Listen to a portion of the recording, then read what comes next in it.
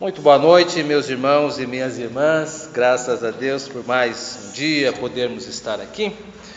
E hoje, dia 29 de setembro de 2021, nós estamos continuando com o nosso estudo acerca da fé. Como colocar a fé em Deus da maneira apropriada, como colocar a fé em Deus de maneira bíblica. Esse tem sido o nosso desafio de estudo nessas últimas quartas-feiras. É com esse intuito que nós visitamos o tema, o temor de Deus, porque temendo a Deus, nós estaremos colocando a nossa fé de forma bíblica, Porque colocar a nossa fé em Deus sempre foi um desafio. Por isso nós vamos hoje olhar para onde isso tudo começou, no Éden, e veremos sobre o que é a imagem de Deus e como compreender essa imagem nos ajudará em relação à nossa jornada de fé. E também vamos observar o ambiente da tentação, o que isso revela acerca da nossa fé, como poderemos agir de forma diferente dos nossos primeiros pais. E após isso nós vamos aprender como nós devemos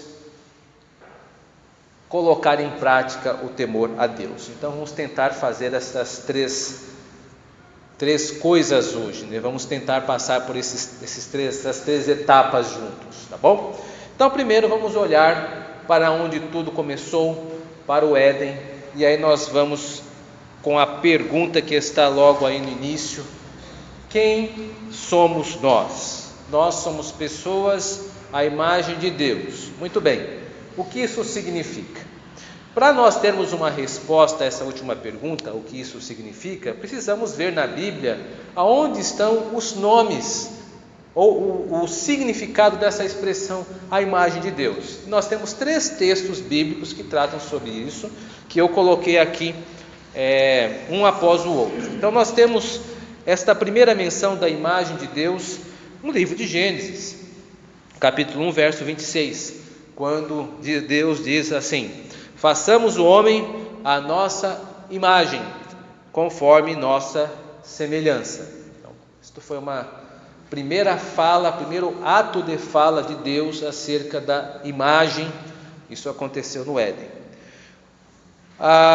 Um outro texto que aparece também falando acerca da imagem de Deus, da semelhança de Deus, é em Tiago, no capítulo 3, verso 9, que está assim: também com ela, ele está falando da língua, amaldiçoamos os homens, feitos à semelhança de Deus.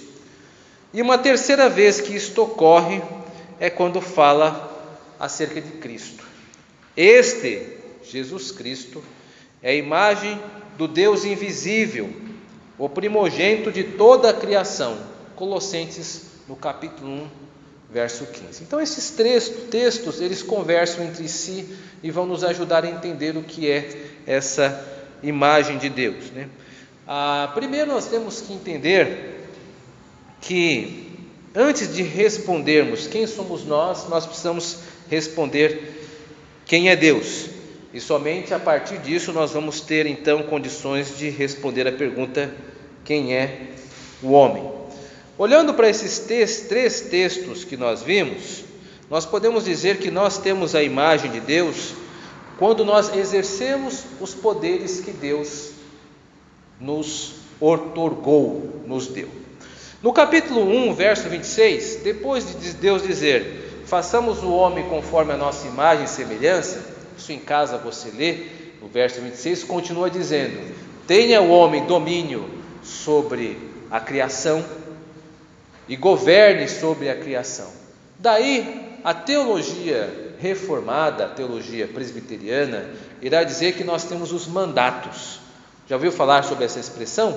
Que são ordens de Deus. Nós temos a ordem, o mandato social, que é crescei e multiplicai, ou seja, nós crescemos e nos multiplicamos como seres humanos, com pessoas. Nós temos o mandato cultural, dominai sobre as criaturas da terra. E nós temos o terceiro mandato, que é o mandato espiritual, que é o mandato de continuar tendo comunhão com Deus, que é isto que Adão tinha, porque esta expressão dada por Deus foi dada no momento em que Adão e Eva ainda possuíam comunhão com Deus. Por isso a teologia reformada, a teologia presbiteriana, entende isso como 3 mandatos. Se você depois tiver paciência e curiosidade, você pode procurar livro de teologia, ou até mesmo pela internet, sobre os títulos: mandato espiritual, mandato cultural, mandato social, e você verá vários teólogos trabalhando sobre isso. Para nós o que interessa é ver que a imagem de Deus está associada com os poderes, com as funções que nós temos nesta terra. Isso é uma coisa. Segundo, que esta imagem, ela não se perdeu com a queda. Veja que Tiago, quando está censurando as pessoas por estarem falando mal dos outros, dizendo: olha, usam a língua para falar mal do homem, alguém que tem a imagem de Deus.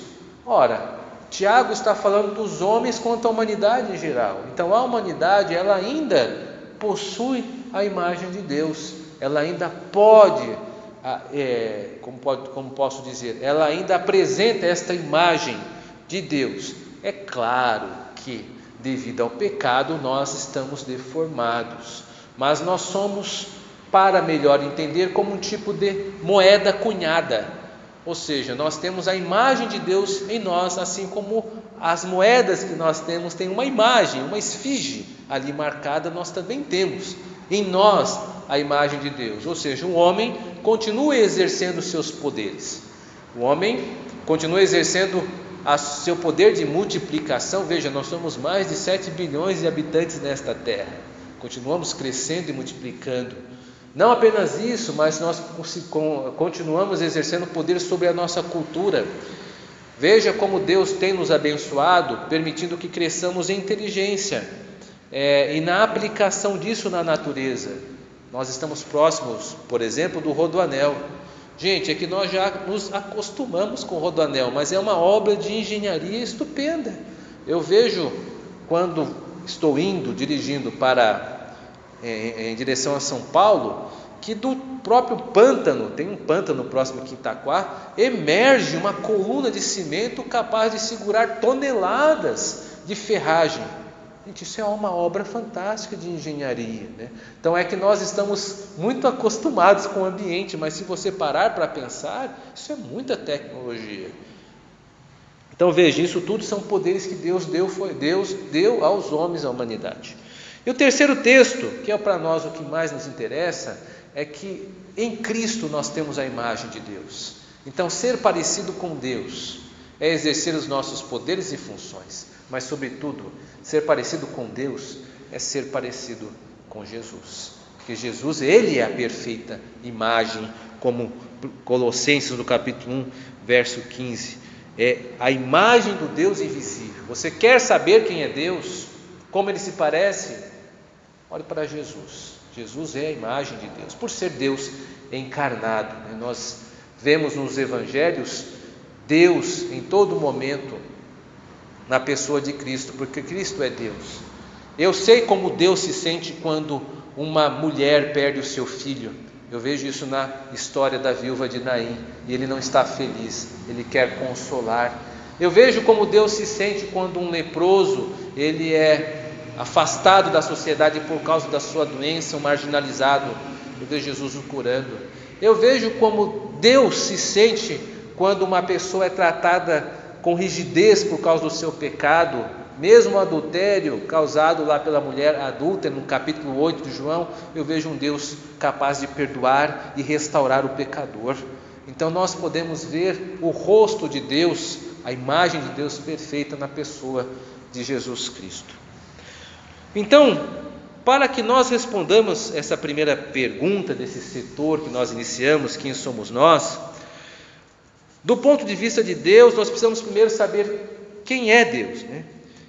E sabemos disso, através da Bíblia, que Deus merece louvor simplesmente porque Ele é Deus. Para Deus preocupar-se com algo mais do que Ele seria idolatria, seria exaltar a criatura acima do Criador. O objetivo de Deus é exaltar a si mesmo a sua própria glória. Diferente de nós, pecadores, Deus ele é bom, santo e puro. Então Deus ele glorifica o seu nome porque é o mais sublime que ele pode fazer é glorificar a si mesmo. Se isto fosse aplicado a mim, a você, seria pecado de vanglória, porque nós não somos bons. Por isso que quando Deus revela a sua glória para aqueles que amam, Ele dá o que melhor Ele pode dar, Ele dá dele mesmo. Então quando Ele diz, glorifique o meu nome, Ele está dizendo, busque aquilo que melhor do que todas as coisas você pode buscar, Ele próprio, porque Ele é o nosso sumo bem. Jesus Cristo demonstrou muito bem uma vida preocupada com a glória de Deus. Portanto, a nossa oração deveria ser, conforme Ele ensinou na primeira petição da oração do Pai Nosso: santificado seja o teu nome. Como nosso Senhor é o Verbo encarnado e é dito sobre Ele como a imagem do Deus invisível, conforme eu falei em Colossenses, isso demonstra que as pessoas são muito semelhantes a Deus, quando Ele é objeto de sua afeição.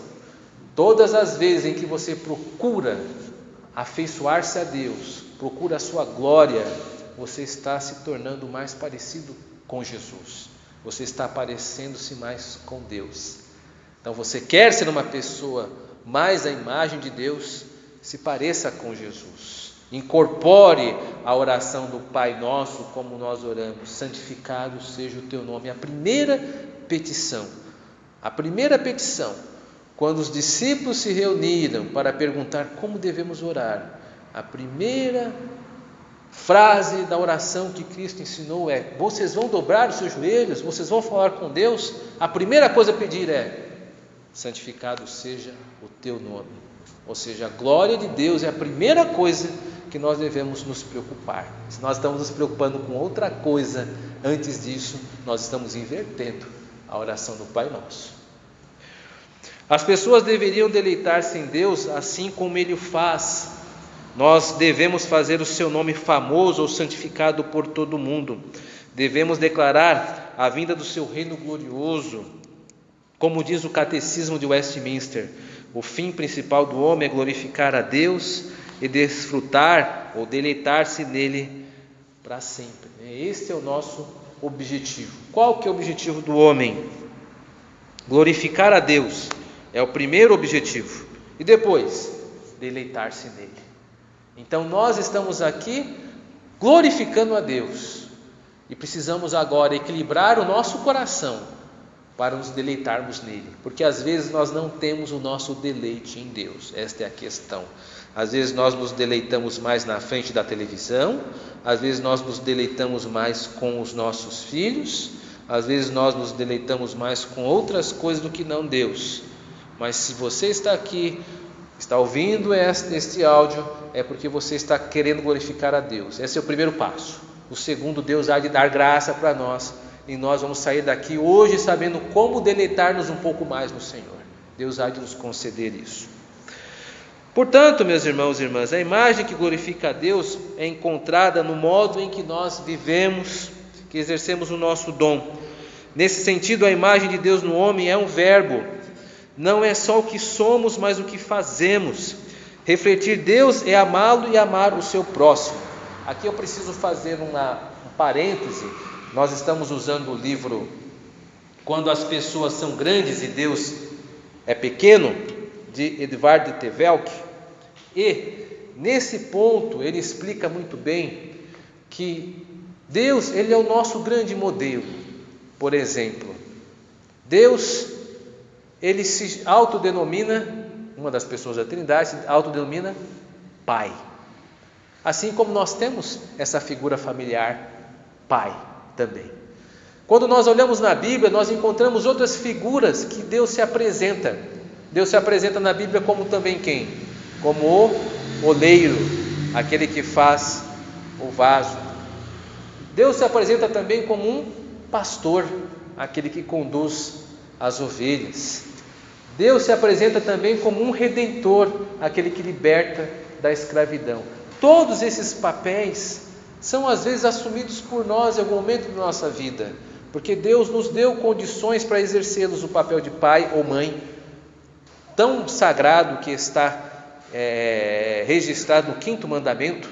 Ou seja, o pai e a mãe são ordenanças de Deus, onde Deus nos concede tutoriar os nossos filhos. Nós somos quando pais e mães, representantes de Deus na família. Porque veja que os pais são as únicas pessoas nessa terra, e nós sabemos isso, que vão acolher os nossos filhos com todo o amor que pudermos oferecer. O pai alimenta graciosamente os filhos, o pai sustenta, e assim como a mãe também sustenta os filhos, educa os filhos, cria os filhos. Gente, quem é que faz isso por nós, senão os pais? Certa vez, uma conversa com uma adolescente, há muitos anos atrás, não valorizava os pais, e valorizava mais o namorado do que a opinião do namorado do que a dos pais. Eu falei, isso é um erro. Por quê? Quer ver? Se te dar uma dor, qualquer que seja no corpo, às 3 da manhã, quem é que vai te levar para o hospital? É teu pai e tua mãe. Teu namorado nem na sala vai poder entrar, porque ele não é nada teu. Mas seu pai e sua mãe, você vai carregar o resto da vida. Eles que cuidam de você. Você precisa valorizá-los. E de fato, meus irmãos e irmãs, os pais, eles representam a Deus. Ou seja, o que eu quero dizer é que Deus nos permite nesta terra exercer alguns papéis que vão fazer nos lembrar dele. Aqui nós, quando fazemos isso, nós estamos também manifestando a imagem de Deus.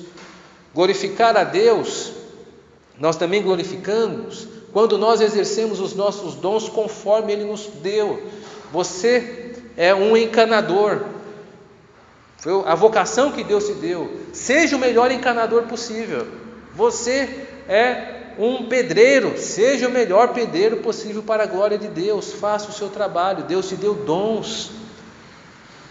E fazendo isso você glorifica a Deus. Tanto quanto um pastor pregando, um pedreiro trabalhando, ambos estão nos seus ofícios, estão glorificando a Deus com os dons que Deus lhe deu. Quem está glorificando mais? Aquele que melhor desempenhar a sua função, ou seja, que dedicar-se 100%.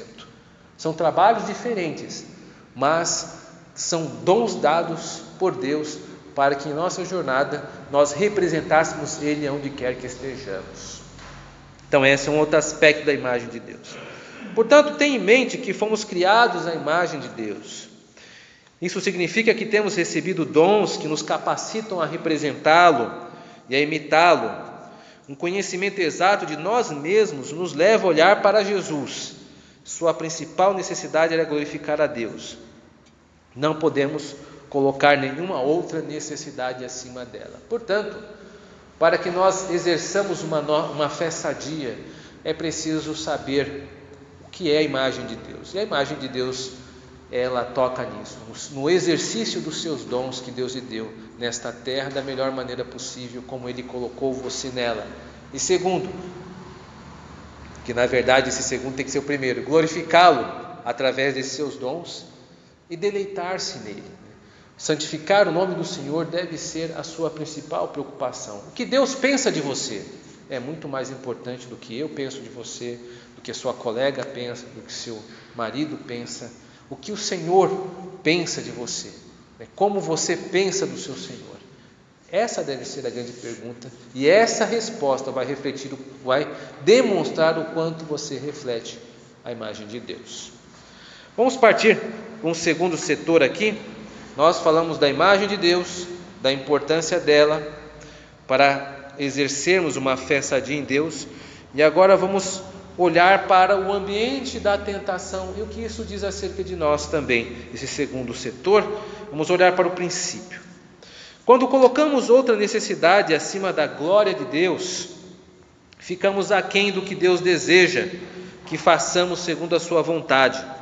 Observemos a proposta da serpente a Eva: seus olhos se abrirão e vocês, como Deus, serão conhecedores do bem e do mal. Gênesis 6, verso 5. Bom, se você possui aversão a morangos, se você não gosta de morango, não é oferecendo tal alimento para você que alguém vai conseguir algo. Por isso, a tentação da serpente apenas conseguiu conseguir êxito, alcançar o que queria sobre os nossos primeiros pais, porque existia no coração de Adão e Eva o desejo de serem como Deus. Habitava no coração de Adão e Eva o desejo pelo que lhes foi proibido. Veja o texto que tipifica e que mostra isso. Em Gênesis 3:6. Vendo a mulher que a árvore era boa para se comer, agradável aos olhos, e a árvore desejável para dar entendimento. Perceba que a árvore era desejável, ela desejava no seu coração possuir o conhecimento que Deus havia proibido que eles tivessem acesso. E foi nesse momento que Adão e Eva demonstraram que amaram mais seus desejos do que amavam a Deus. E esse amor por si mesmos veio a ser conhecido como ambição, cobiça e idolatria, porque evidentemente não amaram a Deus de todo o coração. Ou seja, todas as vezes em que nós nos amamos mais do que a Deus, nós cometemos idolatria. Por quê? Porque nós fomos criados à imagem de Deus e nós devemos, por isso, segundo a sua palavra, amá-lo acima de todas as coisas. O primeiro mandamento estabelece isso: não terás outros deuses além de mim. Ou seja, ele tem que estar em primeiro lugar. No livro de Romanos, no capítulo 1, as pessoas são repreendidas porque amam mais a criatura do que o Criador. Isso é uma manifestação de idolatria. Quando nós nos amamos mais do que a Deus, nós estamos cometendo idolatria, porque nós estamos nos colocando acima do Criador. Estamos amando mais a criatura do que o Criador. Estamos mais amando a nós mesmos do que a Deus. Isto é pecado. E o que fez agirem dessa maneira? O fato de terem um residente, esse eu quero em seus corações. Quando uma necessidade se engrandece mais que o nosso amor a Deus, as pessoas, no caso nós mesmos, ficam grandes e Deus fica pequeno. Ou seja, todas as vezes em que meu objeto de desejo, que não é Deus, fica ou se torna muito grande, ocupa todo o ambiente que eu estou, ocupa todo o meu horizonte, então Deus se torna pequeno. Temos exemplos bíblicos para isso. Eu quero aqui usar o exemplo que usei certa vez de Raquel, que desejava ter filhos. Certa vez ela disse para Jacó: dá-me filhos, senão morrerei. Ou seja, para ela era mais importante ter filhos do que estar viva. Isso é ou não é uma demonstração de que o desejo de ser mãe acabou se tornando para ela um grande ídolo, que isso controlava as suas emoções.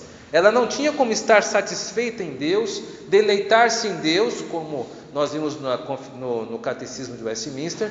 Por quê? Porque ela estava sendo controlada pelos seus desejos. Todas as vezes em que nós temos um ídolo, nós permitimos que este ídolo nos controle e ele comece a ditar como nós devemos interpretar a vida. Por exemplo, Raquel interpretava a vida como uma infelicidade. Eu estou infeliz, Jacó. Jacó perguntava: por quê? Porque eu não tenho os filhos. Ou seja, o desejo, a maternidade, o desejo de ser mãe, tornou-se tão grande que Deus ficou pequeno. O consolo de Deus não lhe servia, porque o seu desejo era maior que o seu Deus. E todas as vezes que o seu desejo for maior que Deus, este é o seu Deus, e é isso que irá te controlar. E às vezes nós permitimos que estas coisas tomem grande proporção em nossas vidas e permitimos que isso nos controle. Por exemplo, há uma fase da adolescência que eles se importam muito com o que os outros pensam deles. Então, se alguém se sente agredido na sua imagem, ele logo fica muito triste. As pessoas estão me ridicularizando. Por quê? Porque a opinião das pessoas tornou-se o seu Deus, controla os seus sentimentos, e tudo aquilo que é maior do que Deus vai te controlar, vai ditar como você tem que sentir. Olha, sinta-se triste. Por quê? Porque as pessoas não gostam de você. Não gosta de mim, então eu vou ficar triste. Por quê? a aprovação dos outros tornou-se o seu Deus, e agora você se torna dependente da opinião dos outros. Isso é idolatria, né? É esse o caminho que acabamos tomando como os nossos primeiros pais, quando colocamos os nossos desejos sobre Deus. Mas nós temos um remédio para isso, e nós vamos olhar para ele agora nessa terceira e última parte, que é olhando para o Senhor, né? Esta expressão é muito importante. Para começarmos a entender como podemos combater esse desejo, olhando para o Senhor, vamos ver como alguns servos de Deus fizeram isso. Vamos começar por Jó, não poderia ser diferente. Jó era alguém que conhecia o seu lugar. Veja lá, no capítulo 1, versículo 1 de Jó diz assim: havia na terra de Uz um homem cujo nome era Jó, está faltando aqui a palavra homem íntegro e reto, temente a Deus e que se desviava do mal. Ele era um homem temente a Deus. E o livro de Jó contém lições preciosas da maneira como Deus quer que nos vejamos, segundo o temor que lhe é devido. Ou seja, todas as vezes em que eu temo a Deus, eu exercito em mim a imagem de Deus, ou de como Deus quer que eu me veja. Após todo o embate com seus amigos, Deus aparece para Jó e confronta as suas indagações. Primeiro, Deus mostra as limitações que nos são comuns como pessoas, e diz assim para Jó: você já deu ordens amanhã, ou mostrou a alvorada o seu lugar? Jó capítulo 38, verso 12. De outra forma, Deus também diz a Jó, mostrando a pequenez dele diante de Deus: é você quem envia os relâmpagos, e eles lhe dizem: aqui estamos? Jó 38 e 35. Após essa lição de humildade, Jó compreende a situação e responde: por isso menosprezo a mim mesmo e me arrependo no pó e na cinza. Jó 41:6. Por isso, um dos segredos do temor a Deus é o reconhecimento de que estamos neste mundo de passagem, por um breve momento. A perspectiva de que somos meros mortais em direção ao encontro do juízo final deveria mudar nossa maneira de viver este tempo presente. Nós nos esquecemos que somos mortais.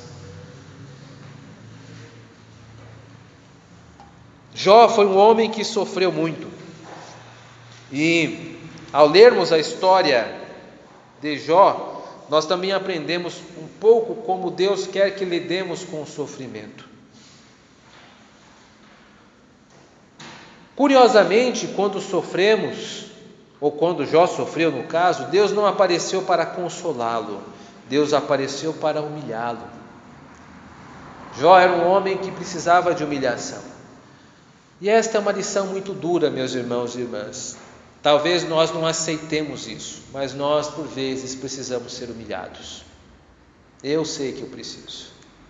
Por quê? Porque nós somos pecadores orgulhosos, presunçosos e arrogantes. Tamanha arrogância é que às vezes nós não nos vemos como arrogantes. Isso por si só é uma arrogância. Nós somos arrogantes, nós somos orgulhosos. E vez por outra, Deus precisa nos mostrar isso. Deus precisou mostrar isso para uma pessoa que nós poderíamos descrever como um grande campeão da fé e de temor, que é Jó. Se alguém não merecia sofrer, era Jó. E olha o quanto ele sofreu.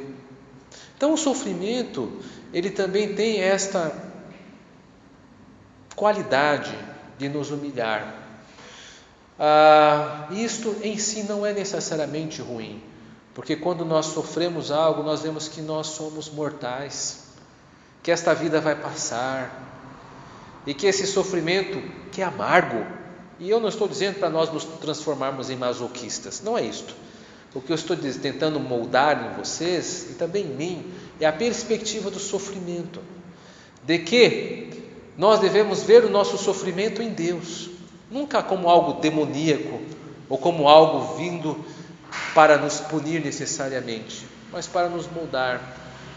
Nós não cremos, como a Bíblia diz, que todas as coisas cooperam para o bem daqueles que amam a Deus? E por que o sofrimento estaria fora do alcance de Deus? Eu também não gosto de sofrer. E se tivesse uma alternativa a dizer, você quer sofrer? Caso colocaria, não quero. Mas o sofrimento não é uma opção, é uma condição de vida. Estarmos nessa terra, no mundo caído, já é um convite ao sofrimento. Jó nos mostra que Deus não está interessado em explicar nossas perguntas. Ele não explicou nada para Jó, mas ofereceu o quê? Suporte, ofereceu limites para a sua tentação. Ele jamais seria tentado mais do que pudesse suportar. Assim como nós também não seremos provados mais do que Deus quer e sabe que possamos suportar. Então Deus jamais permitirá que o nosso sofrimento passe dos limites. O Senhor cuida bem de você, cuida bem de nós. E com certeza o sofrimento diário não vai exceder-se. E à medida que sofrermos, Deus também nos dará graça para suportar o sofrimento e o escape no momento oportuno. Continuemos orando na expectativa que o Senhor nos ouça. Mas precisamos lembrar que nesta vida precisamos ser lembrados disso. Isaías também mostra que o temor a Deus pode nos ajudar a servir. Lembra-se dessa expressão dele em Isaías 6,8: eis-me aqui, envia-me a mim? Como é que esta expressão surgiu dos lábios de Isaías? Bom, Isaías, como diz ele no capítulo 6, estava no ano do rei Uzias, um bom rei que morreu. Então ele tem uma imagem, ele vê o próprio Senhor num trono e os serafins dizendo: santo, santo, santo é o nome do Senhor, toda a terra está cheia da sua glória. Isaías fica chocado com a visão de Deus, vê que vai morrer porque ele é um pecador, está no meio, é um homem de lábios impuros, vivendo no meio de pessoas também impuras, mas Deus o purifica. E Isaías fez o que qualquer um faria em uma situação como essa que ele viveu. Ele esqueceu de si mesmo e ofereceu-se como servo de Deus, do Deus vivo. O seu temor no Senhor foi demonstrado pela obediência reverente. Essa é uma das grandes bênçãos do temor do Senhor. Nós pensamos menos em nós e mais em Deus. Você quer ver uma pessoa que teme a Deus? É uma pessoa que se preocupa mais com Deus do que si mesmo. Todas as vezes em que nós tememos, nos preocupamos mais com o Senhor, nós diminuímos muito mais a nossa importância. Geralmente, quando nós recebemos um grande livramento, nós temos essa sensação. Não sei se vocês já passaram por isso.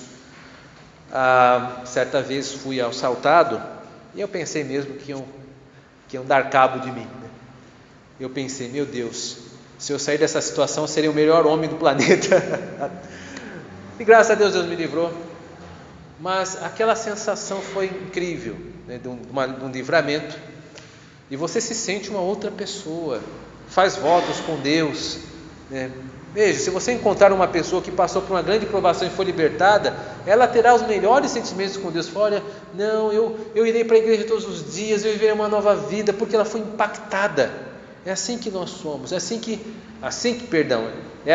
Isaías se sentiu impactado. Ele teve uma grande visão de Deus, achou que ia morrer e de repente recebeu uma nova proposta, né? E foi purificado. E aí então ele viveu com essa estupefação, essa surpresa, esse impacto. E como alguém impactado por Deus age, quer servi-lo. E esse sentimento precisa ser capturado por nós, porque essa é a melhor expressão do temor a Deus. Todas as vezes que tememos o Senhor, temos um realce da sua grandeza, nós queremos servi-lo. Então uma pessoa que teme muito a Deus, o serve muito.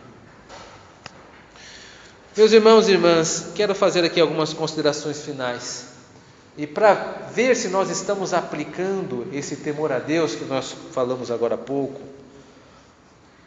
se nós temos uma visão correta da imagem de Deus, como eu falei nesse primeiro setor, se nós estamos tendo uma clareza do que envolveu a tentação de Adão e Eva, no segundo setor do nosso estudo, e se nós estamos olhando para o Senhor como Jó e Isaías fizeram, então nós vamos conseguir olhar para as outras pessoas, porque a questão também é convivência.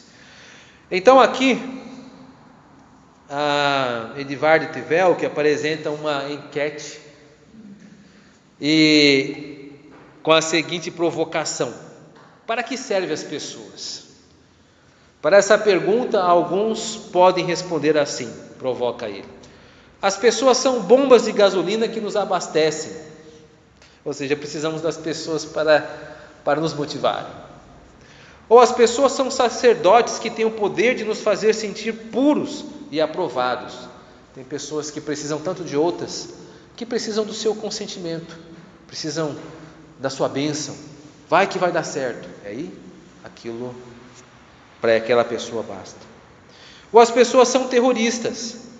Nunca sabemos quando vão atacar novamente. Nós vemos sempre as pessoas como hostis, ou como com poder sobre nós de fazer mal. Ou seja, essas pessoas acabam nos controlando também.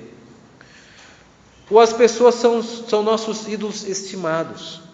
Nós adoramos esperando que elas cuidem de nós, esperando que elas nos deem o que sentimos que precisamos. Aqui são 4 itens aqui que retratam algumas expectativas que temos em relação às pessoas, que revelam um pouco da nossa idolatria pessoal, se nós não estamos depositando isso em Deus. Em nossa jornada, nós temos que conviver uns com os outros. Deus instituiu a sociedade, dizendo melhor, quando criou Adão e Eva. É o mandato social que disse no começo. A maneira como tratamos os outros define como nós nos relacionamos com Deus. É por isso que João corretamente afirma: como pode alguém dizer que ama a Deus que não vê, e não amar seu próximo que está diante dos seus olhos? Ou seja, como é que eu me relaciono com Deus? Essa pergunta será respondida da maneira que eu responder como é que eu trato as outras pessoas. Essas pessoas são ídolos, pessoas que eu preciso da aprovação delas. Essas pessoas são ídolos, pessoas que eu temo, porque eu acredito que elas têm um controle sobre a minha vida. Então, a partir dessas respostas, eu vou saber se eu estou depositando a minha fé em Deus ou não.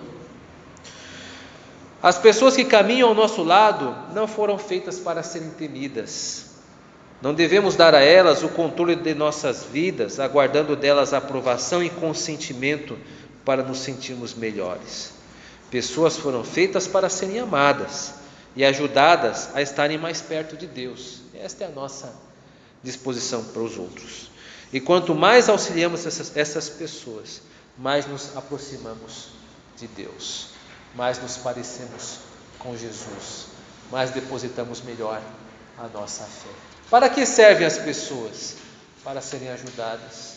Esta é a mesma pergunta feita ao judeu quando Jesus disse, foi feita por um judeu, quando Jesus disse que ele deveria amar o seu próximo. E a pergunta do judeu foi: quem é o meu próximo? E qual foi a resposta de Jesus? A parábola do bom samaritano, que quer dizer o quê? O seu próximo é aquele que precisa de ajuda. E aliás, a pergunta nem estava sendo bem feita, por isso que Jesus muda a pergunta no final da parábola. A pergunta é: você está sendo próximo de quem? A pergunta não é quem é o meu próximo, a pergunta é: de quem eu estou sendo próximo? A quem eu estou ajudando? Aí sim, eu estarei fazendo o que Deus quer, amando o meu próximo, estando próximo a Ele, disposto a ajudá-lo, disposto a andar com Ele, disposto a acreditar nele. Este é o meu próximo, e é isso que Deus espera que nós façamos, porque quando nós depositarmos a nossa fé em Deus da maneira que devemos, nós então amaremos a Deus, amaremos o próximo como devemos amar, e com certeza Deus ficará maior e as pessoas, incluindo as nossas preocupações, ficarão menores. Que Deus nos ajude.